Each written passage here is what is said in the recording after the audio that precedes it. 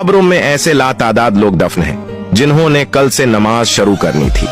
दूसरा, गलत बात पर गुस्सा आना शराफत की निशानी है, मगर इसी गुस्से को पी जाना मोमिन की निशानी है। तीसरा, कोई इबादत की चाह में रोया, कोई इबादत की राह में रोया। अजीब है ये नमाज मोहब्बत का सिलसिला, कोई कज़ा करके रोया, कोई अदा करके रविया। चौथा, अपनी पसंद को अल्लाह के सामने जाहिर करो। बेशक जो दिल में ख्याल डाल सकता है वही नसीब में भी डाल सकता है।